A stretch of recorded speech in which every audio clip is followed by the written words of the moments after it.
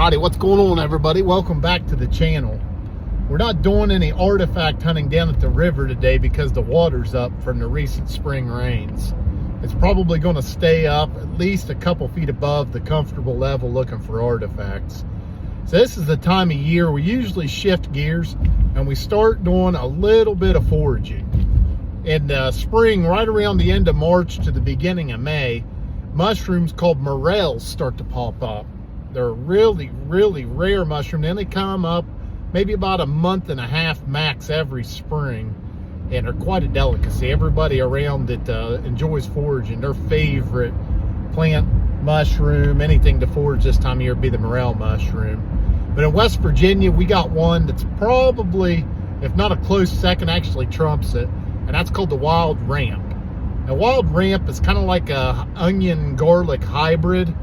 They pop up in the spring too. They last a little bit longer. You can see them as early as March and late as June before they start to wither off. But they're a real tasty treat. I actually decided today we're going to come out here and see if one of my ramp spots is up, the one that's closest to the house. Hopefully we can find a few of each, and if not, maybe we'll get a little artifact hunting too in the creeks nearby. But we're going to get down the road and we'll see once we hit the woods.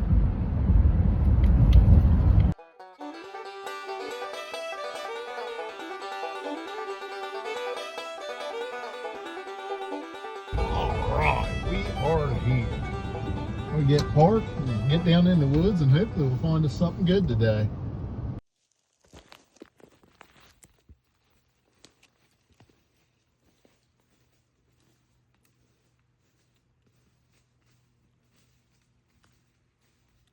Personally, I never tried wild ramps until about 4 or 5 years ago.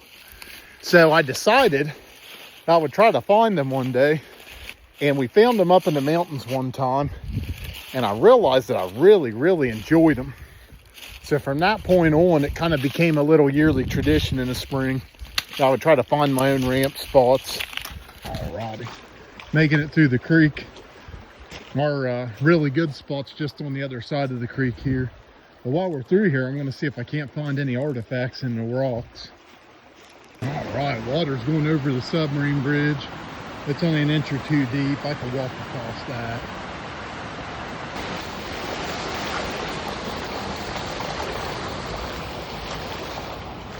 All right, we made it across safely. All right, we got to cross through there.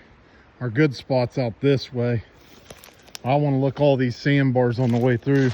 I haven't found anything interesting yet. On the way up, I'm trying to keep my eye out for morel mushrooms. They like to grow around dead trees, but I think this one here might be a little too wet at the base. Got these cool plaque fungus though. See all those growing on it. That's pretty neat. All right, I'm up on this flat trying to remember which way to go to get to the ramps. I think they're behind me.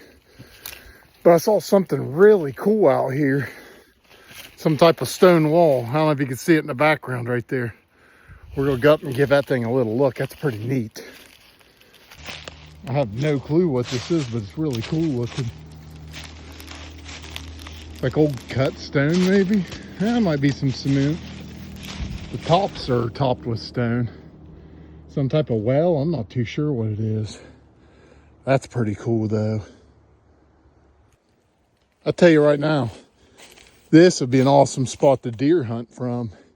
Build you a little place to stay out of the wind in here. Set up your food down there and just relax all day. It'd be pretty cool. All right, I was looking while we were here and I seen some green down through there. I think we're close to one of my patches, but I'm not too sure. On the way down here, I noticed this huge bone.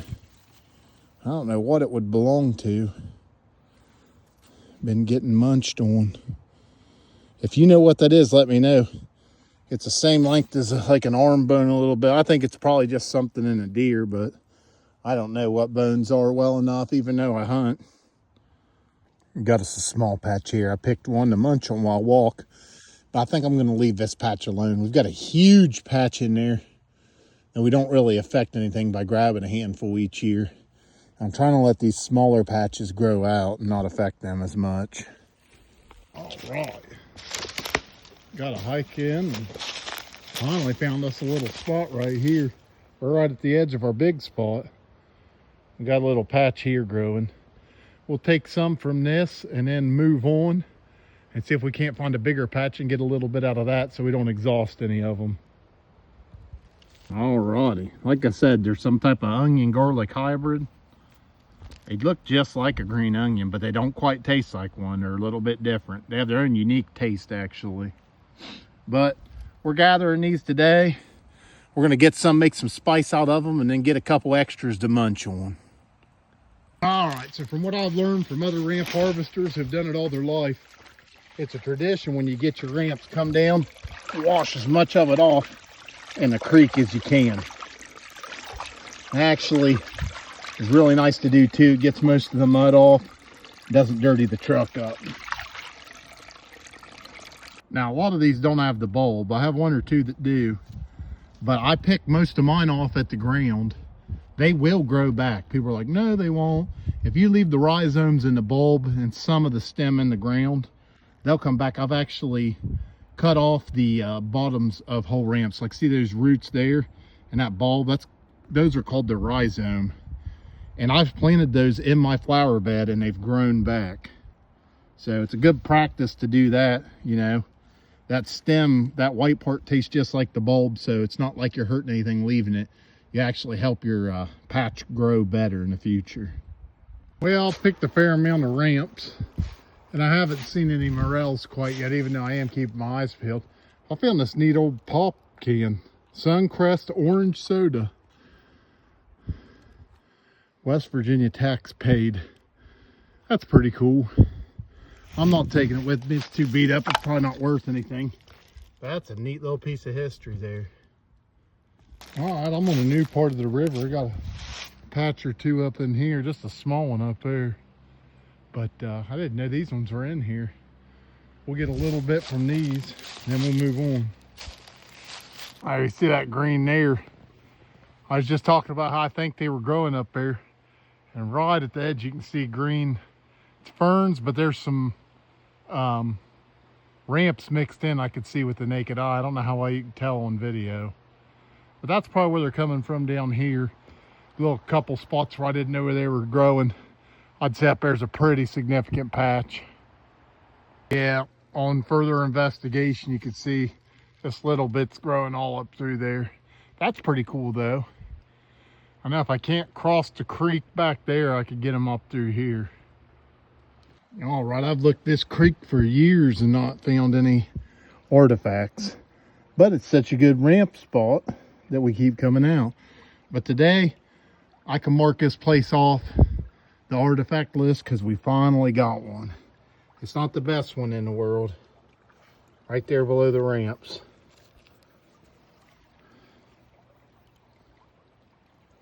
Can't tell on that side. It's worked down that side. You can see where the notch was. Everything's broken off this bad boy. It's in rough shape. But it's a point. You guys that artifact hunt know. That's a cool little find right there. Now I'm wondering if this isn't a site that's washing out. I see some dirt coming out from down there because I thought I saw the rest of that artifact. You can see that second piece there. Can't remember. It was under one of these two rocks. I just flipped looking for more, but it's not a piece to that artifact. It's a little bladelet. Man, we've walked a quarter mile this creek and haven't found anything, and then right there beside each other we found two. That's pretty cool. Get a little bit better of a picture of that thing. That's the tiniest bladelet I've ever found. And we'll get a better look at this artifact again. That piece is chipped off. It's like right at the edge of worked. And that side's the work side, and that's where the stem or notch would have went down. There's actually a rock face up there. I was gonna see if I could climb up to it. It's pretty steep. That don't look steep. That's the GoPro effect. If I fall right now, I'm screwed. Lots of poop up here. All right, this is where I think it came from. I'm gonna check this place out for a minute. I forgot to do some video up there. But I did a little bit of a test hole. You dig down so far and see if you see any flint. Ooh, whoa, about fell.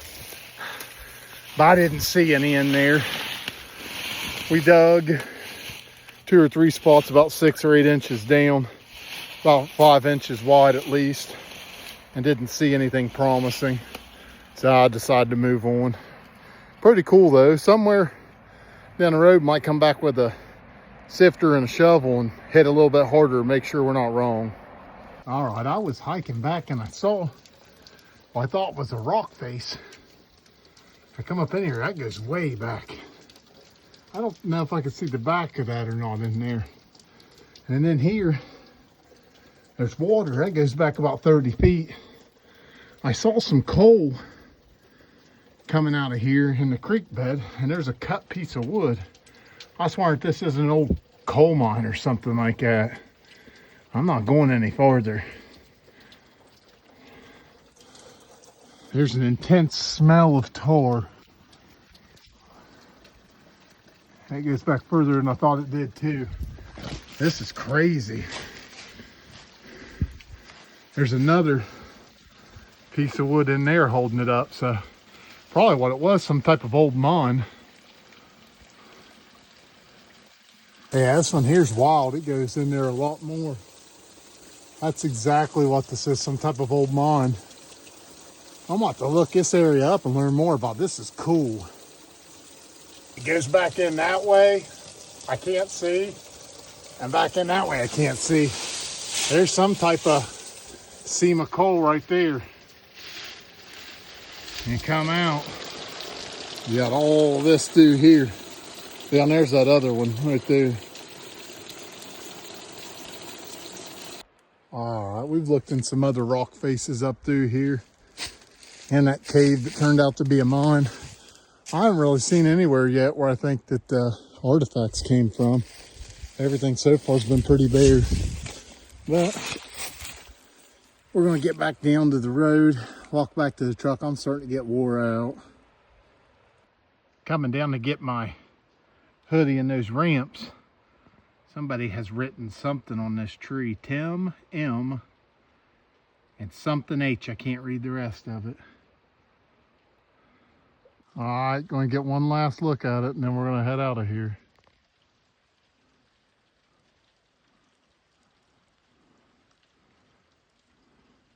Alrighty, we're sitting here resting in the truck. First thing I'll show you, I'm not too sure about it. I pulled it out, I need to wash it off. Little piece of rock up in that rock shelter. It doesn't quite feel like sandstone. But I gotta get it home and wash it off and look at it. Other than that, I didn't really find anything in any of those overhangs. So I don't know where those artifacts came from. But we lucked out today. We found that tiny little bladelet. Never seen one that small. Literally like the length of the top of my finger. Just a tiny little thing. And then we came out there with what would have been a real stunner of an artifact if it was whole. You have to zoom in. Or not zoom in, but focus. You can see where it's kind of stemmed or notched there. And that's that work side. And I can't tell. Looks like that side fractured off. I don't think it's reworked. That would have been a stunner of a little point there. So it was nice to come out with a couple finds like that. And then, of course, the objective of the day, wild ramps. We didn't take a lot. We just got us a handful. That'll be enough for now. Some of the patches haven't come up yet. And I'll keep an eye on stuff. When we start to see them, there's a big patch right down here below us along the road. When those decide to finally pop up, we'll come back out and we'll get some more. But appreciate everybody that came with us today. Pretty fun hunt. Got something to eat. We got us some artifacts. Appreciate it. We'll see you next time.